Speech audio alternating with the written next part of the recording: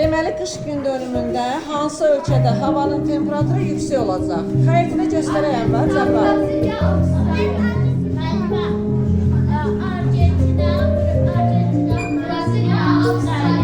Doğru.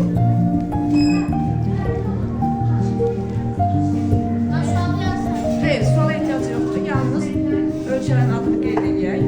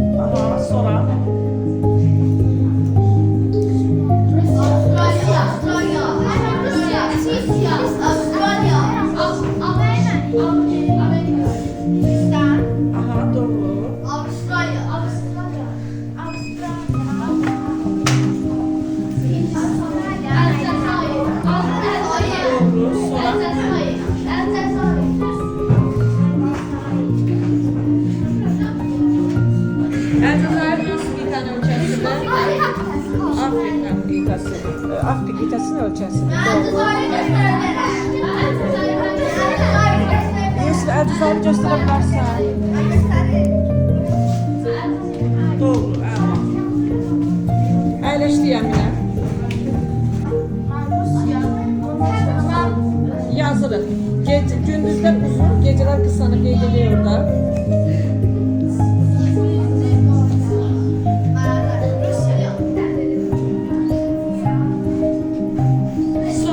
Ölçü. Amerika Birleşmiş Ştatlar. Qeyd edək.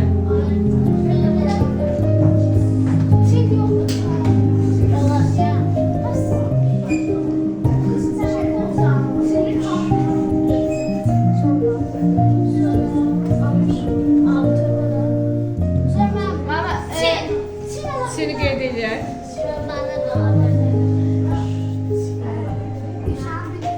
Çini göster xəritədə. Doğru, əla. Əyləşirik. Hindistanı göstərək xəritədə.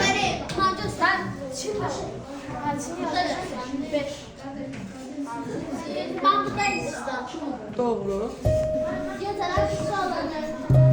İndi gecələr qısa olan ölçüləri göstərək.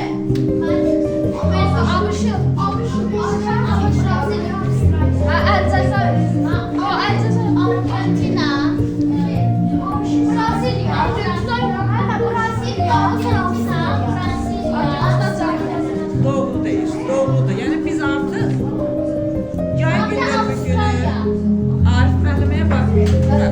Biz deyirəm ki, yay günü günü gecələrin uzun olduğu ölçüləri yazırıq artıq. Qeyd edək onlarda.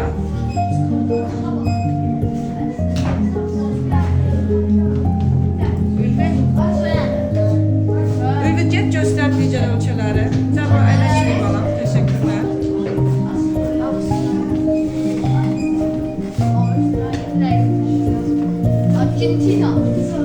Argentina'yı göstərək. Hansı qitədə yerləşir Argentina? Hansı qitədə yerləşir? Hansında yerləşir? Doğru. Bəli, doğru. Digər ölçü hansıdır? Avstraliya hansı qitədə? Avstraliya ölkəsi hansı qitədə yerləşir? Rüvəyə get göstər. Hansı qitədə yerləşir? Yox, Avstraliya deyirəm. Hansı qitədə yerləşir? Avstraliya. Bəli. Uşaqlar Avstraliya qitəsi. Cənub şərqdə. Yox, qitə olaraq soruşdum.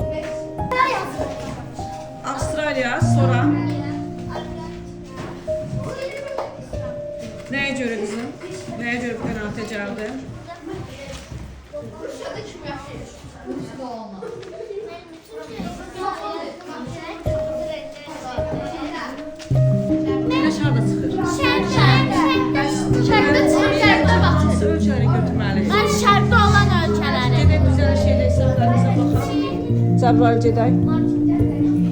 Rüqəyə qızım, baxa görə harda səhv elədi, yaxşı?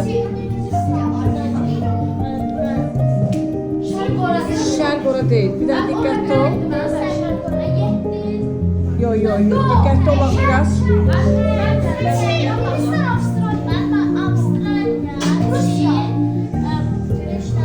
Rusiyada var, Rusiya. Hindistan. Ardıcılığı yazaq bir də Cəbrayıl zəhmət olmasa. Və sonra Rüqəyə xəritə göstərəcək olar, yaxşı qızım? Rusya, Çin. Ben Rusya, Çin, Hindistan, Avustralya. Avstraliya, sonra Hindistan.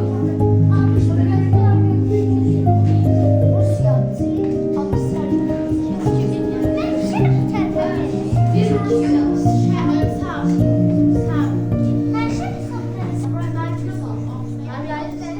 Deməli, gün birinci hansında çıxır, hansı ölkədə daha tez başlayır?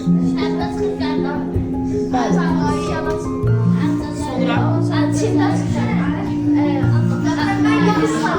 Avstraliya,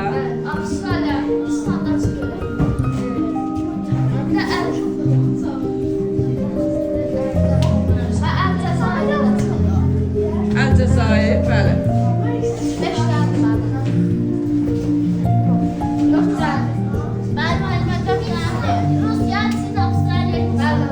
Doğru uşaqlar, əyləşdik. Təşəkkür